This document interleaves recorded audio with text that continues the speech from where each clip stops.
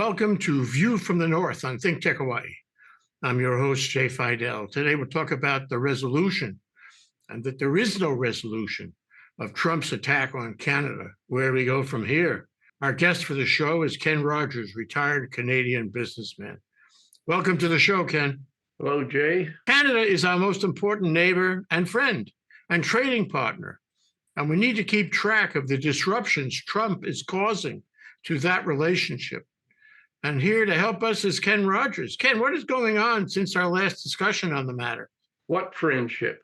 That's a good start. Okay. Certainly, there does not appear to be none from a Canadian point of view.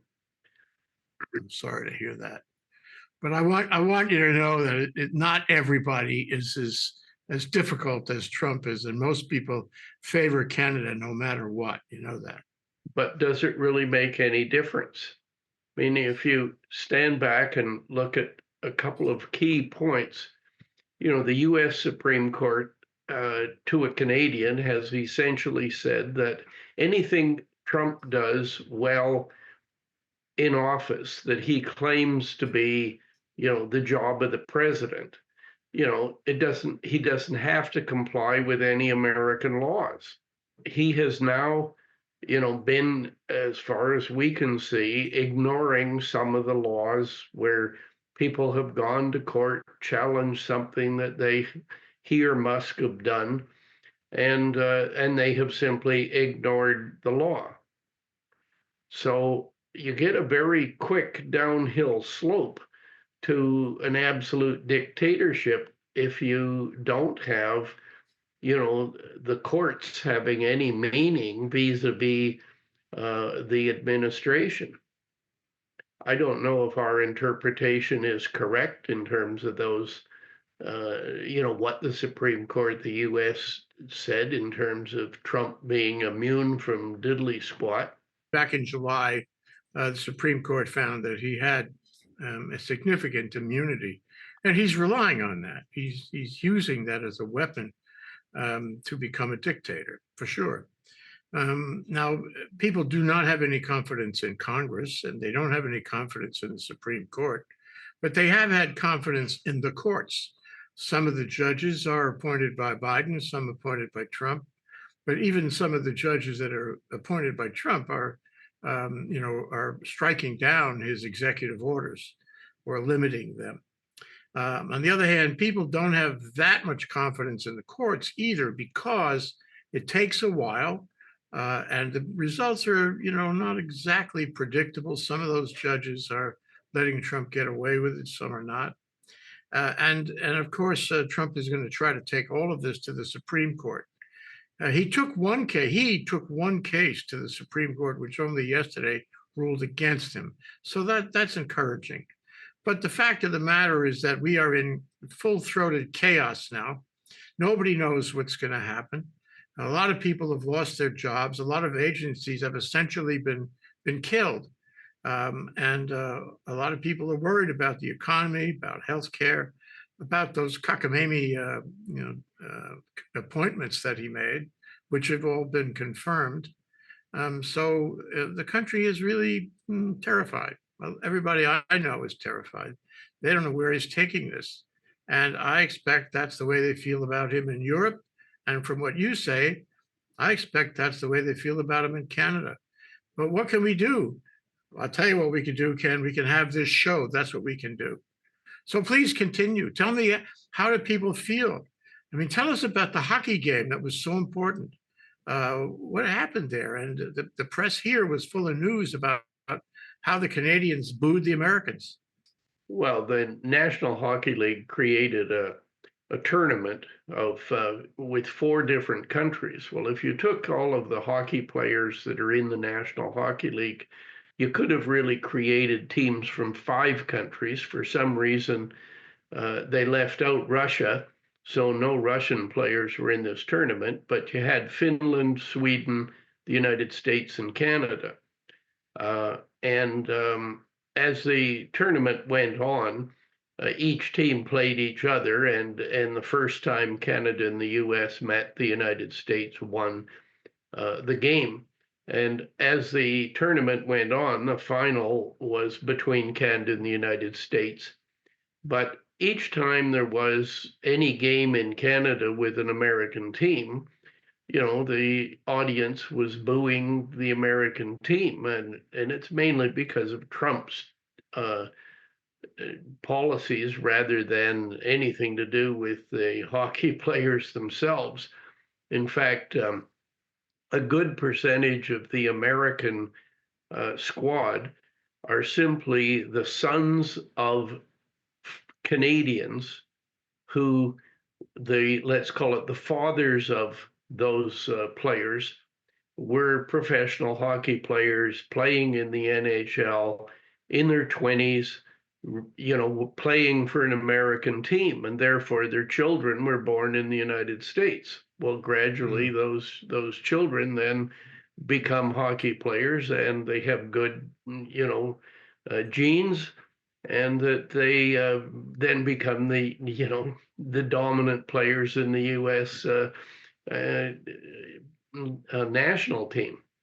However, gradually, you've got wonderful players that have grew up in places like Minnesota or Montana, where it's just as common to have winter sports as it is anywhere in Canada, and therefore hockey players, are talented.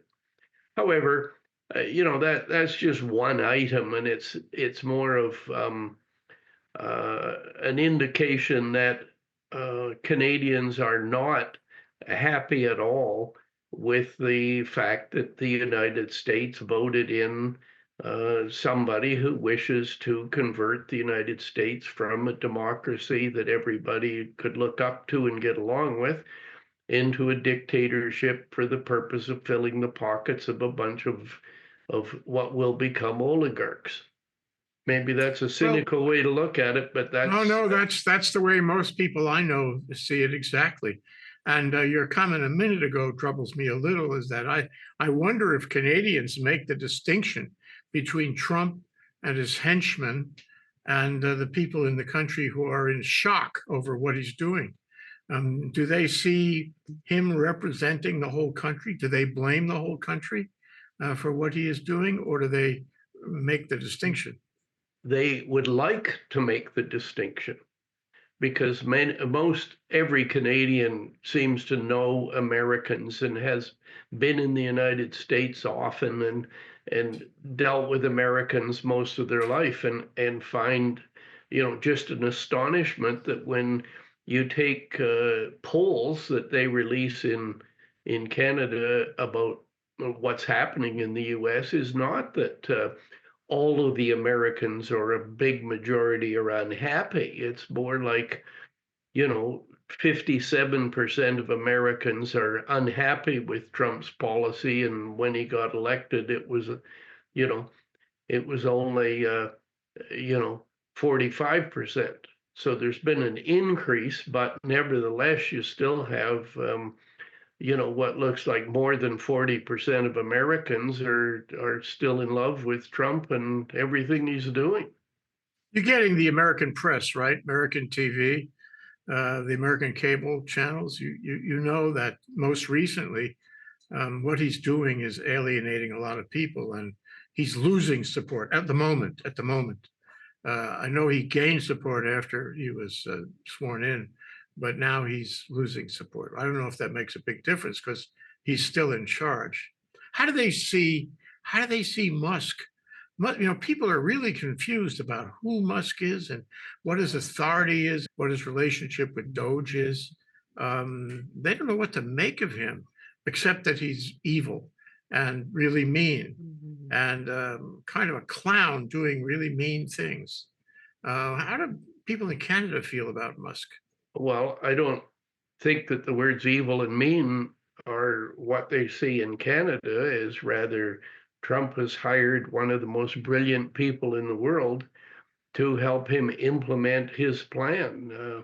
What I first looked at as complete chaos. I now look at it as premeditated, planned chaos in order to achieve certain objectives. and Trump's henchmen are, making a few mistakes along the way, but it's almost as if that was part of the plan. They're wreaking a lot of damage in various communities around the country because what they're doing is immediate and cruel. And the people have no chance to prepare for it, and they find that they've been terminated summarily for no reason, even though they've had good reviews. Everybody goes, and so it's almost that Musk, and for that matter, Trump. I mean, I see them as linked at the hip. They're enjoying this. It's a kind of Schadenfreude. They're enjoying the misfortune of all these people who lost their jobs so quickly and are on the street. Do people in Canada understand that? They're seeing it, but the focus here is where do we go next? With the United States no longer being a democracy, NATO being, left with the possibility of surviving without the United States, if anything, with the United States being on the other side. That other side thing is if you simply look at what Canadians think of Trump's dealings with Ukraine, to have the statement that Ukraine started the war. I mean, nothing could be more incorrect, more, immoral. That is not the United States that anybody knew, but he speaks for the United States. How could anybody respect the United States in any way, shape, or form when you get garbage like that coming out of their, leader that he likes to pretend he's a little, insane or creating chaos, but really, if you kind of look behind, the organizations that have coordinated to get him in and to affect, the courts in the United States, so that really the U.S. doesn't have democracy in its voting anymore. You're really moving very quickly to a dictatorship where it's going to be almost like the United States is. A Canadian with some experience would say, well, I envisage when the United States was a slave economy. You had all of the plantation owners, and they were the only ones that had any say, and everybody else was poor. And the United States looks like it's trying to move that direction as fast as Trump can get them there. That's a lot of what people say here. Tell you that. So you mentioned Ukraine, you mentioned Europe, and my recollection is that Canada sided with, was an ally in World War I, World War II, in the Middle East, fighting and dying alongside American troops in all of those conflicts. Oh, and Vietnam, not to forget Vietnam. So here's a country that's an ally that all of a sudden, in a way, the rug is pulled out from under it because you have been our ally. And it somehow diminishes your loyalty to the United States for having been an ally and having fought and died alongside American troops in all those wars. I can see that as being very aggravating. Am I right? You're very much so. We were a friend of the U.S. yesterday, but today the United States says not anymore. We just want to take all your assets and steal your resources, the same as Greenland and Panama Canal and anything else. Mm. So let's talk about. I was going to say, look at the stupidity of remarks that made the press here about Trump basically saying to Zelensky for Ukraine, well, gee, we might help you, we might not, but as long as you give us every bit of your mineral resources for the next zillion years, for no cost whatsoever, on whatever terms the United States feels like. Otherwise, too bad, die. Yeah, no, that's just outrageous. I mean, even if you treated it as a transactional experience, which you shouldn't, it's a moral experience. It's a liberal world order experience, not a transaction. But even if you treated it as a transaction, usually you have an agreement beforehand, not after the fact. If you're going to give, tens of billions or whatever Biden gave Ukraine, then you have an understanding that someday Ukraine will pay it back. But that wasn't the deal. That was never the agreement. Ukraine never agreed to that. And I find it really extraordinary that any, quote, businessman, end quote, would take the position that somehow you can look back down the road and say, well, we gave you something of value. Now you have to repay us. And you have to repay us in perpetuity with one of your few assets, because the rest of your country has essentially been reduced to rubble. It's completely outrageous. And most people I know feel that way about it. Most people I know feel that way about his remarks that Ukraine started the war. If he's trying to be outrageous or stupid or both, he's achieving that.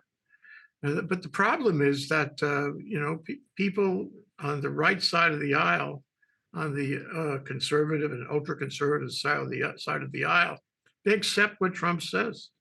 They accept this. Oh, that's a good business idea.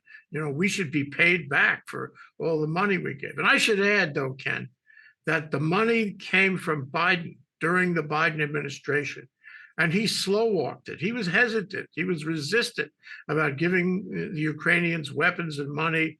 He didn't want to have a nuclear conflagration, I guess, and he was kind of chicken about the way he supported Ukraine. But when Trump got back into office, zero support, zero weapons, zero money. And now he says, oh, I want to get paid back for what Biden gave you. I mean, it's just outrageous. In a lot of ways, it's worse to say, he and Russia will negotiate a peace treaty. Yep. And then Ukraine's not there, Europe's not there. That's.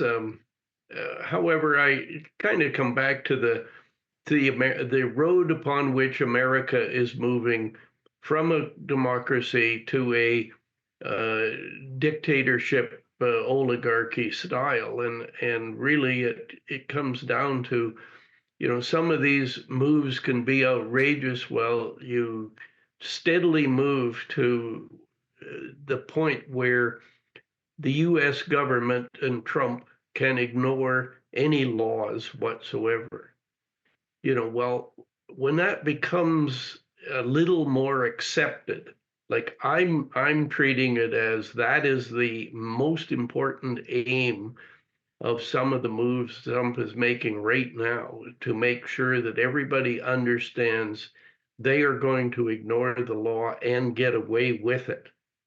The important thing is getting away with ignoring the law, because then immediately anybody who wants to object is suddenly going to realize they have to heel.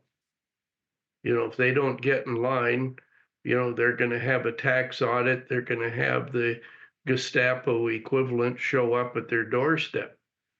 And they have no protection under the law. Once you're immune under the law, you have a dictatorship, and they're pushing really hard to get there.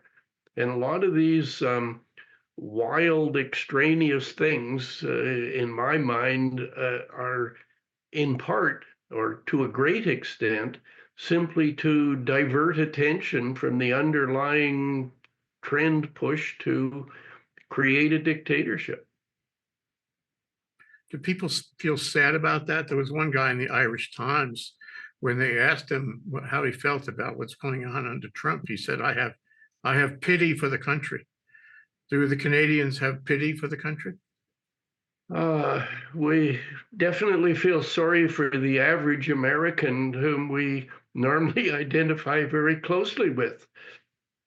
I mean, I went to university in the United States. I lived there, several years after that, on a couple of different times. I found Utah, for example, where I lived, the people to be very, very similar to the Canadians that I've lived with in Western Canada, in Alberta and British Columbia.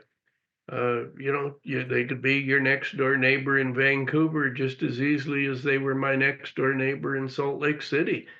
But they don't rule what's happening in Washington, and Trump's boys are taking over. And unless Americans do something soon, it's going to be too late. And people talk about what Americans can do. No, the dominant thing is what Canadians can do, when we're under, total attack. I mean, when you put something as simple as 25% tariffs on everything that Canada exports to the United States, that's really equivalent to war. It's absolutely insane with a way to deal with anybody that you wish to deal with over time. Well, I heard a piece yesterday about the auto industry in Germany. Germany's having a lot of economic problems and political problems for that matter. And Germany's on the decline. I'm sorry to say, it was the leader of Europe. Well, when it was building up its auto industry, and it has Audi and Volkswagen and BMW, and there's one other, and they were selling all over the world. But the Chinese, stole their lunch with the BYD electric car, and now those cars are selling all over Europe and elsewhere, although not in the US because they've been blocked. At that time, the US tariff against those cars that were coming in, German cars, to the United States was 2.5%. All of a sudden, Trump announced that he was going to lay a 25% tariff on German goods and products and cars. And that's 10 times as much. And that's really going to put the pennies on the eyes of the German car industry. It's so inappropriate, so nasty, so cruel. But there he goes doing that. And I wonder if that's the same kind of experience Canada is having. What kind of tariffs were you subject to before? Are you subject to now? And what kind of a jump is it that you get to 25% in April? In my opinion, in international trade, Canada versus the US has always been a bully. However, they've been a bully that kind of negotiates and kind of has some fair play, and there's spurts of honesty show up, and you eventually get an agreement like NAFTA, or the whatever it's now called. Trump didn't like NAFTA as a name because somebody else created it. But anyhow, though, if you look at who violates the things on NAFTA, it's always the US doing the bully treatment, but they're all little things compared to what Trump's doing.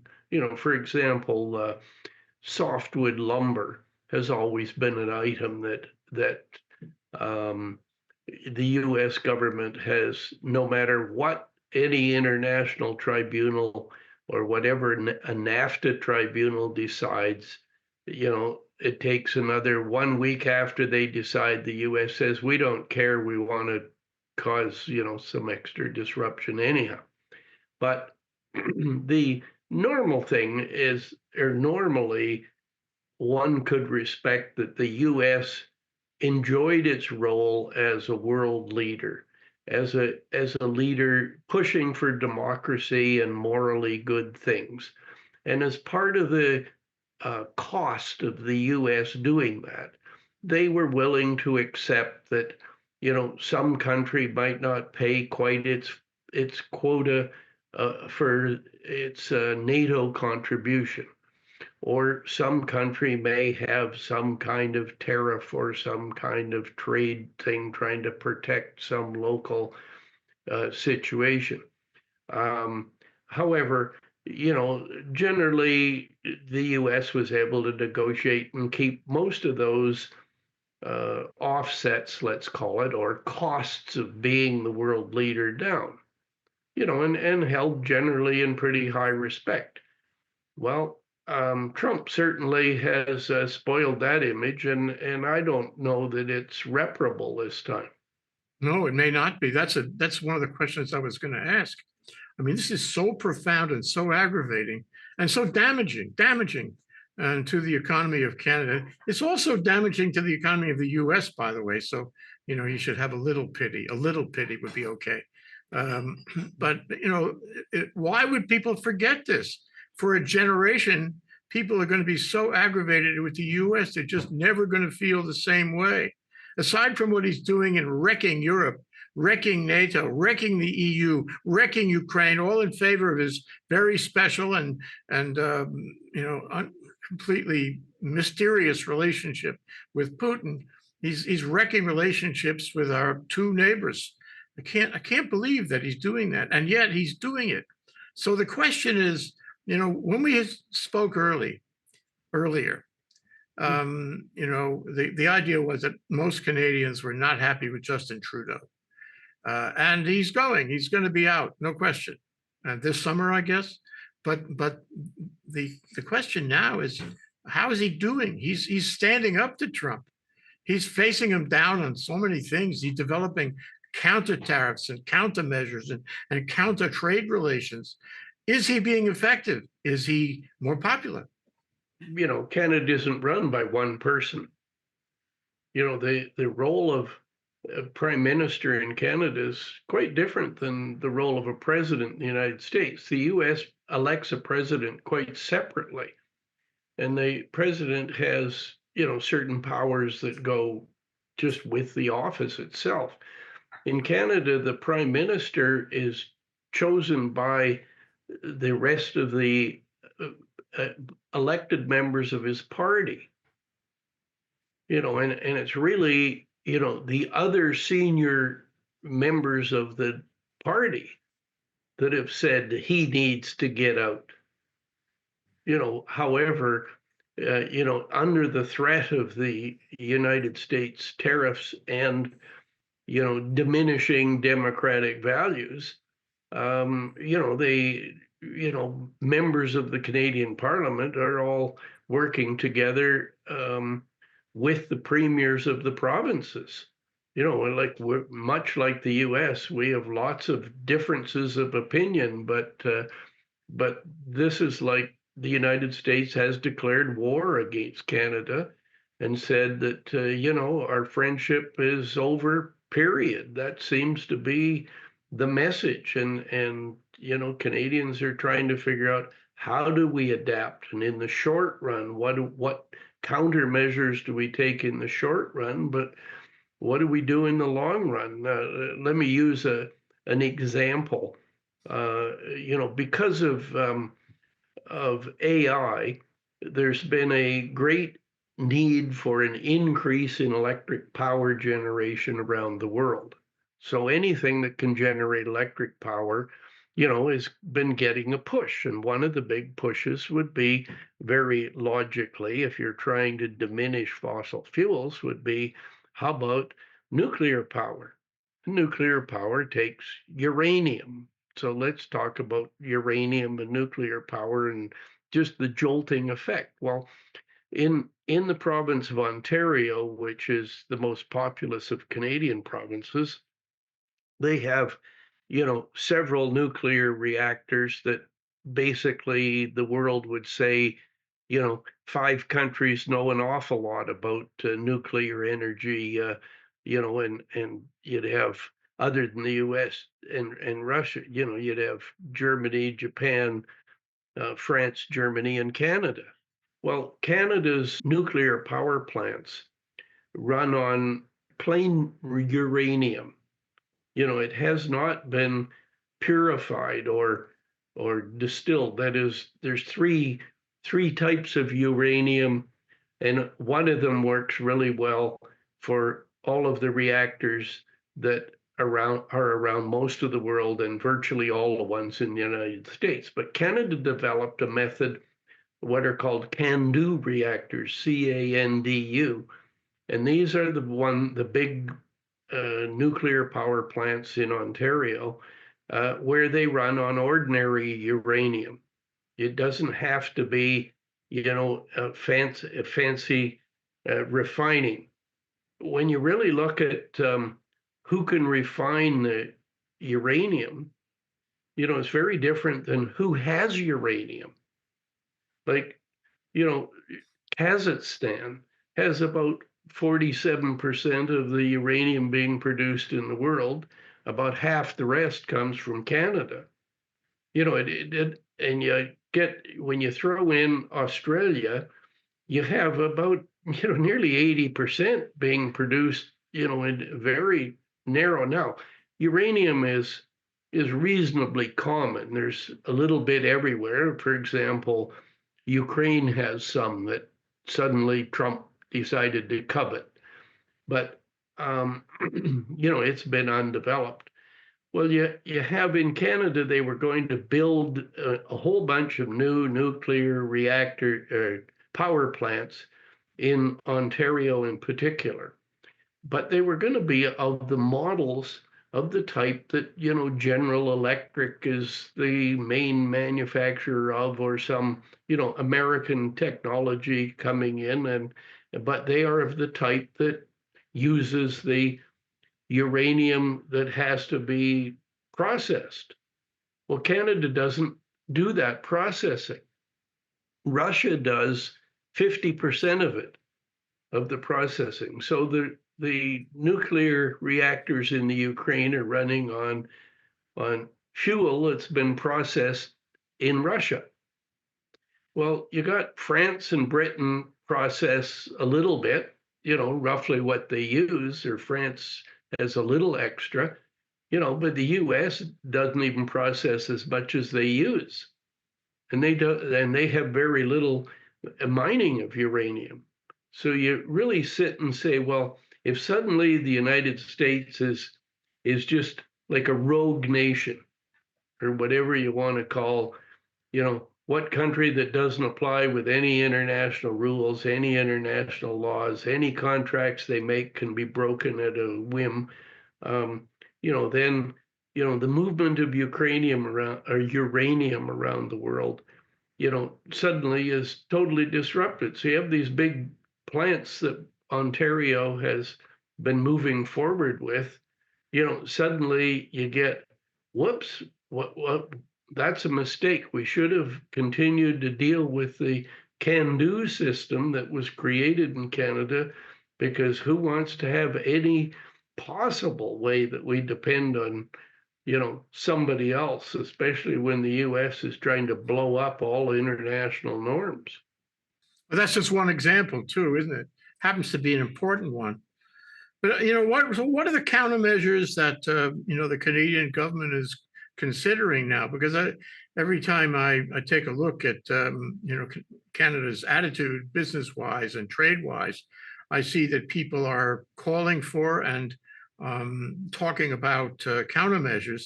For example, Canada is just got into a deal with Germany, and Germany bypassed the regular EU process of agreement. They broke free from that and entered into a special bilateral trade deal with Canada. And of course, Canada broke through also.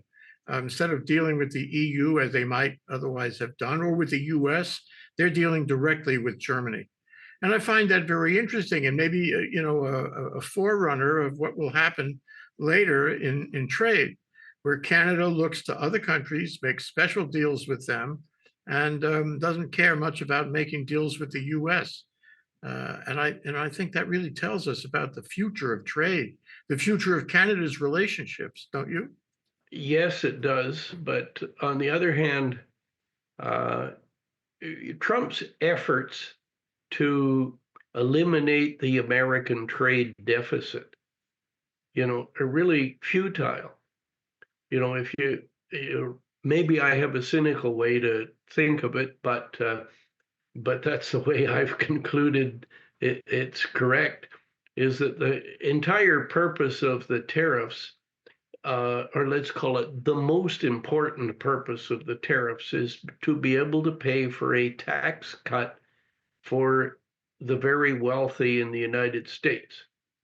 And that's important for Trump because he won't be able to move to a dictatorship if those people are against them.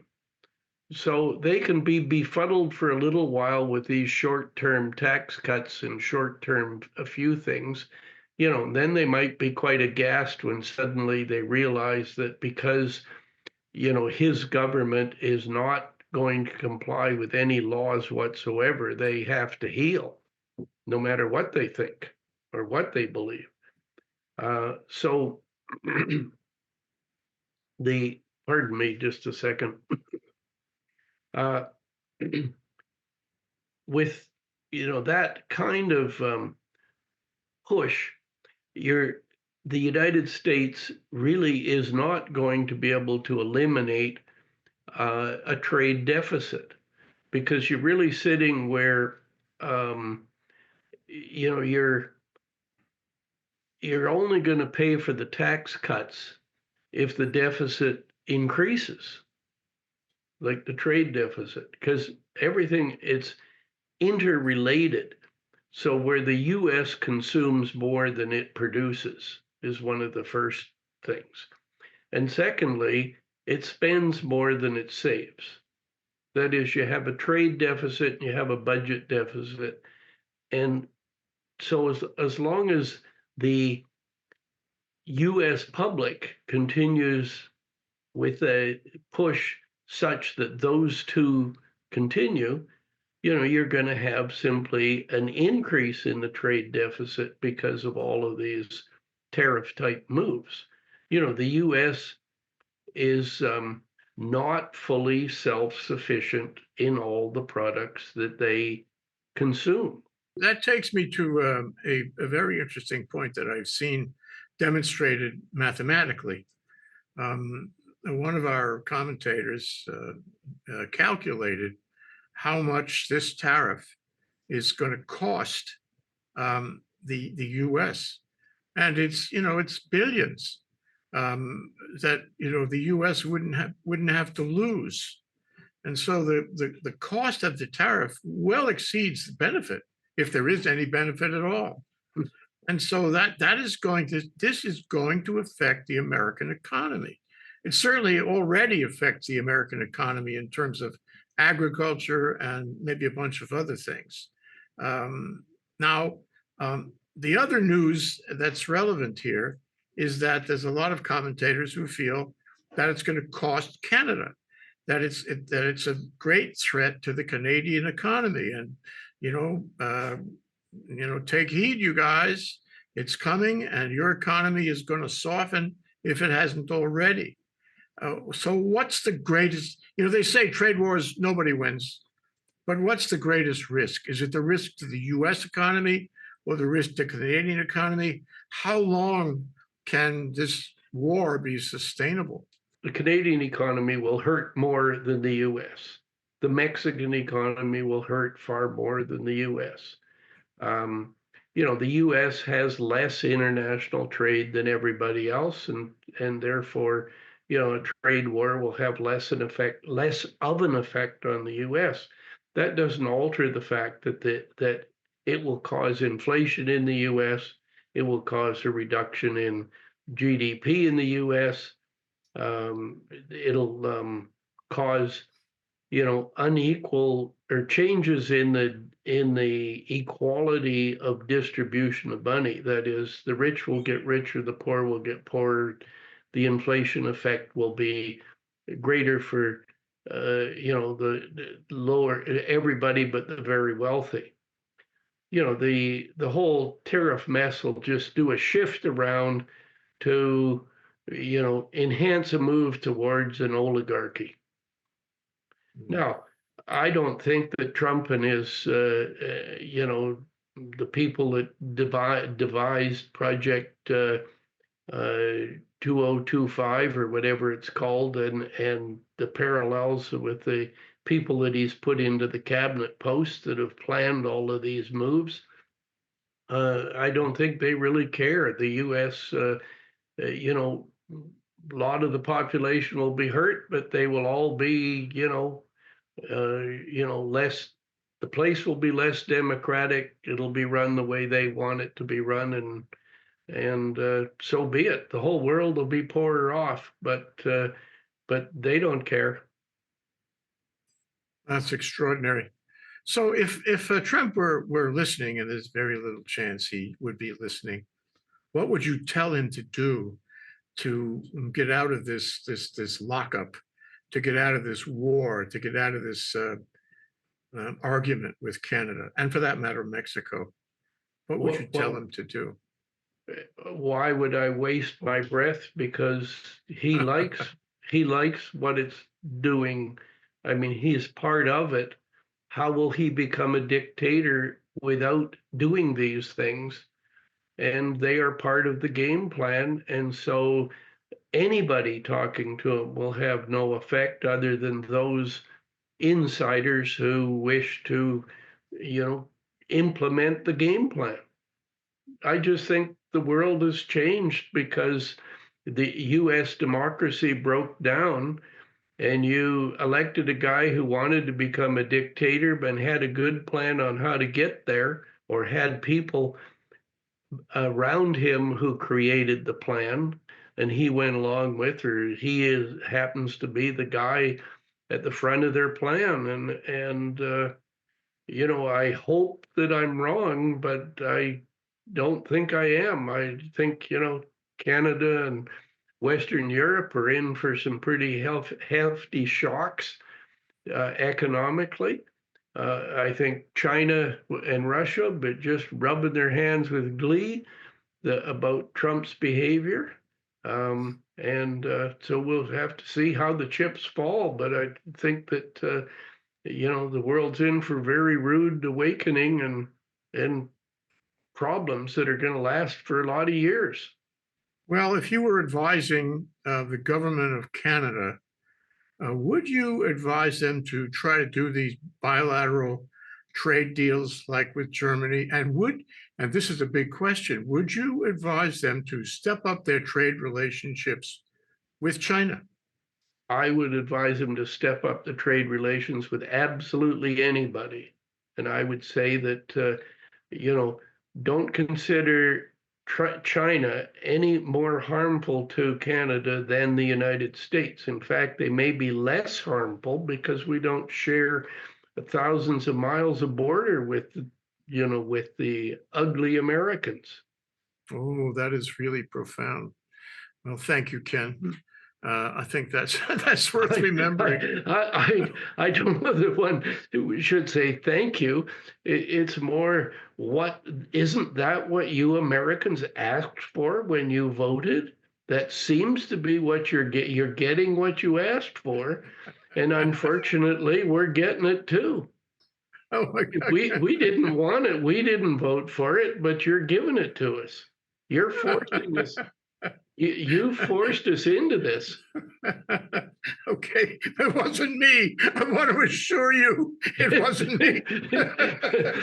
I don't know that it'll affect our personal relation, but it certainly, has to be a pretty strong feeling in Canada that America as an entity is no more friendly than China or Russia. Wow. Okay, we'll have to leave it there. Ken Rogers, a retired Canadian businessman, thank you so much. I'm Jay Fidell, host of View from the North. Thanks to our viewers for watching. We'll see you again soon for the next one. Aloha.